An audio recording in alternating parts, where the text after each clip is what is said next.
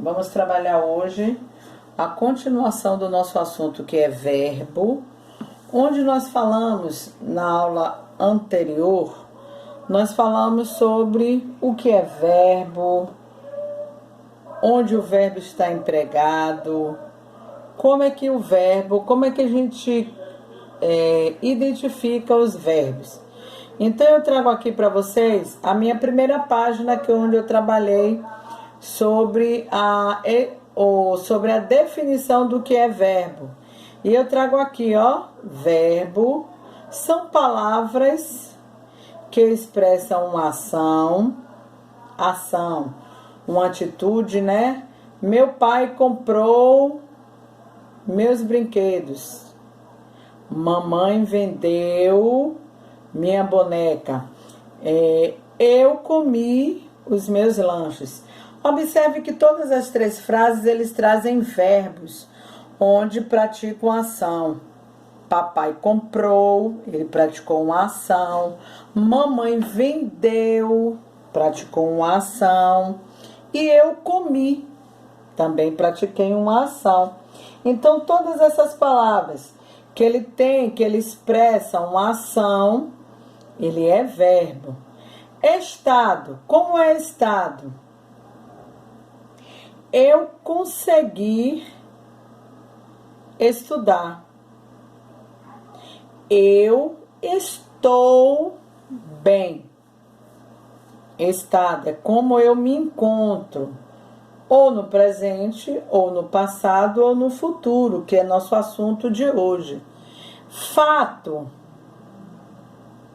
Aconteceu um acidente na orla. É um fato. É um verbo. Fenômeno da natureza. Lá fora chove demais. Chove é verbo. É uma ação praticada pela natureza. Então também são verbos.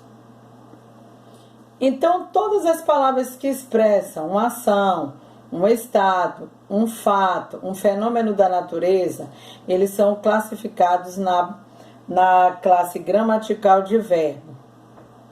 Logo aqui abaixo, eu trago para vocês, que a gente já falou dele, o verbo, ele flexiona em número, pessoas.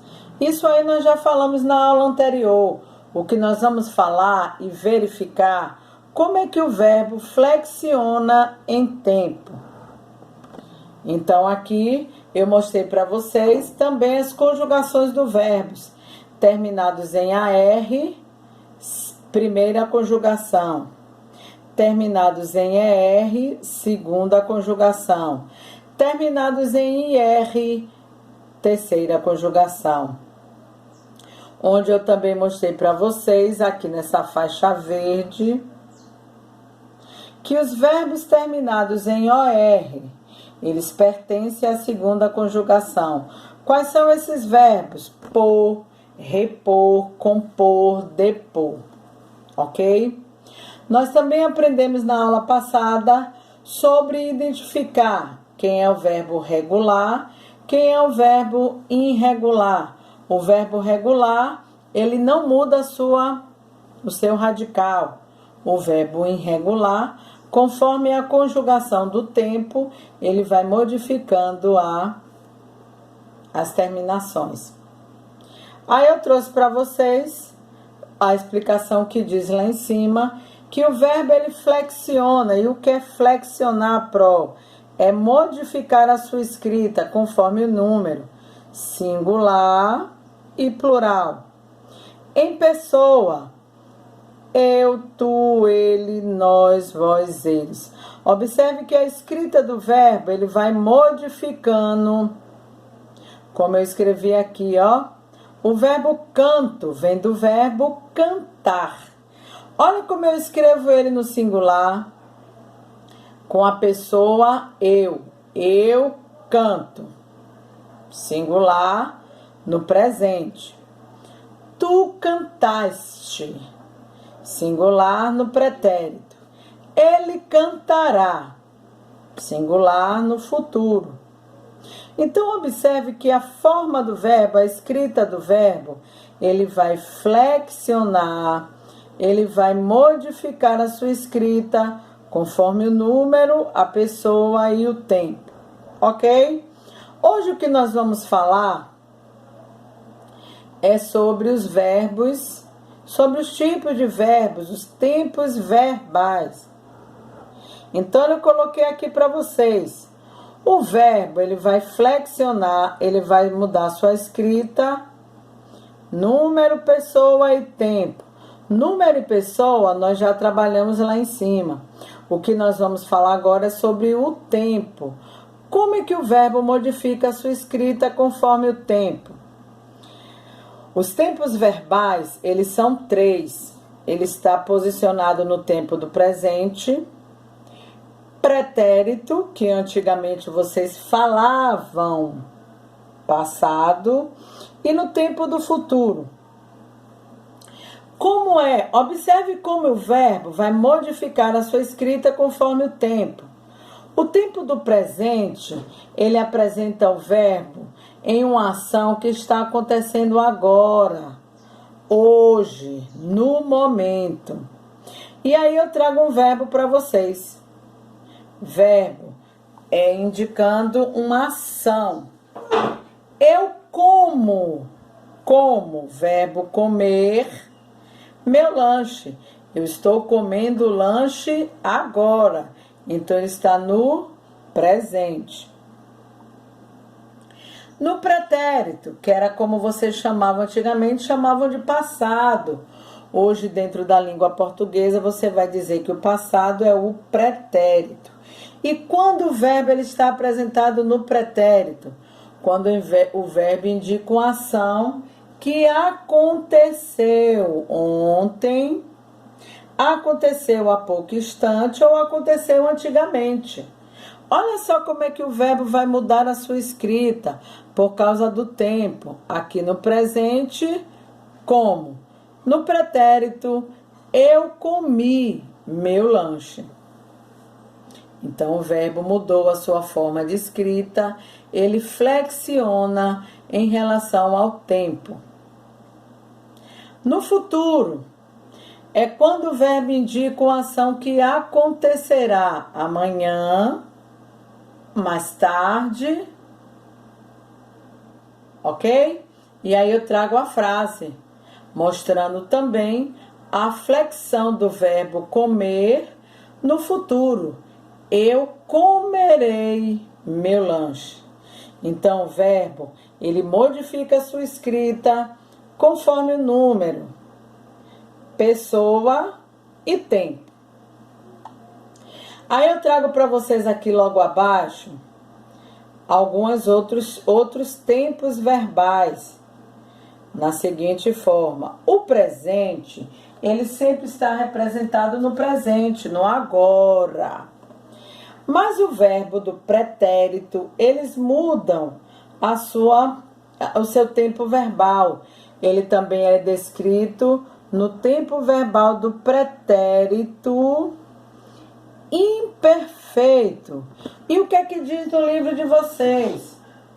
No livro de vocês, na página 214, ele diz o seguinte: o verbo ele apresenta no tempo verbal pretérito imperfeito quando a ação ela ainda não foi concluída, no momento em que uma outra ação ocorreu. Ou seja, o verbo ele apresenta o tempo verbal pretérito imperfeito quando o verbo principal ele não foi concluído, como nós temos aqui o verbo arrumavam. Arrumavam, ainda não aconteceu essa ação. Então, o tempo no pretérito imperfeito indica uma ação que não foi concluída. Elas ainda não se arrumaram. Elas se arrumavam quando o táxi chegou. O táxi, que aqui é o substantivo, ele concluiu a ação de chegar. Só que o arrumavam, essa ação não foi concluída. Então, o verbo arrumavam está no pretérito imperfeito, aonde ele indica uma ação que não foi terminada, enquanto uma outra ação ocorreu, aconteceu. Então, elas se arrumavam quando o táxi chegou. Ok? Ele é o pretérito imperfeito, onde uma ação não foi concluída. E o pretérito perfeito? Se o imperfeito é uma ação que não foi concluída, o perfeito é uma ação que foi concluída. Olha aqui, o táxi chegou. Então, a ação do táxi foi concluída. Ela saiu com muita pressa. Uma ação que foi concluída, o ato de sair. Então, ele está no tempo verbal do pretérito perfeito. Olha a diferença do pretérito mais que perfeito. Qual é a definição dele? Vamos para o livro. Olha como ele é diferente do imperfeito, do perfeito. Ele é algo mais que perfeito. Ele indica uma ação que ocorreu no passado em relação a uma outra ação que também ocorreu no passado. Então, são duas ações que ocorreram no passado, já que estamos falando de pretérito.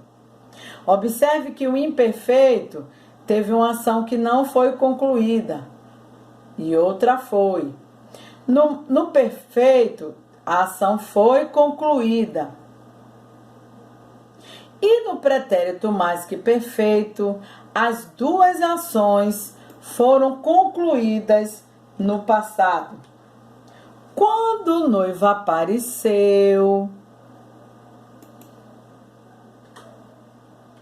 a noiva já chegara à igreja. Então, observe que foram duas ações que foram concluídas no pretérito. Então, quando nós temos duas ações que foram concluídas no pretérito, no passado, elas são verbos que estão empregados no pretérito mais que perfeito, porque o noivo apareceu, é um verbo. E a noiva também já chegara na igreja, é outro verbo. Então, chegara é um verbo que está conjugado no pretérito mais que perfeito. Uma ação foi concluída e a segunda ação também foi concluída, uma junto à outra. Então, ele é classificado como pretérito mais que perfeito. Ok? O verbo no futuro, ele também se subdivide em dois. No futuro do presente. Olha só, futuro do presente. Eles viajarão de navio pela primeira vez. E o que é que quer dizer o futuro do presente? Ele indica uma ação que acontecerá depois do momento em que se fala. Eles viajarão, futuro do presente. Futuro do pretérito, olha só que ele tem dois contraditórios aqui, ó. É o futuro no pretérito. Olha só o verbo. Deixa eu abrir mais a tela aqui um pouquinho. Pedro comeria. Comeria não dá ideia de passado? Só que ele não comeu o bolo. Ele comeria. Futuro, porque ele não comeu. E pretérito, porque comeria todo bolo, se sua mãe não tivesse guardado uma parte. Então, observe que aqui o comeria, ele dá algo que apresenta algo que não foi feito, que iria ser feito no pretérito. Ele é classificado como futuro do pretérito. Ok? Então, essas são as nossos tempos verbais. O pretérito sempre apresentado numa forma onde ele diz que é algo que está acontecendo. Vamos falar agora do modo do verbo. Modos do verbo. Quando nós falamos a palavra modo, a gente pensa logo na palavra maneira. Modo de preparo, maneira de preparar o bolo. Menino, sente com modo. Menino, sente com boas maneiras. Então, modo é a maneira, modo é o jeito que o verbo é apresentado. Nós temos 3 modos do verbo. Ele é apresentado no modo indicativo, subjuntivo e imperativo. No modo indicativo, é quando o verbo representa algo real, algo que aconteceu, acontecerá ou acontece. É algo afirmativo. Ele pode vir no indicativo afirmativo e no indicativo negativo, quando você usa o termo não. Aqui eu tenho 3 frases. Algo no modo indicativo, onde ele representa um fato que realmente aconteceu, acontece ou acontecerá.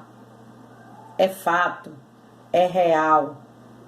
Ana saiu cedo. Eu estou afirmando que Ana saiu. Carla irá ao cinema.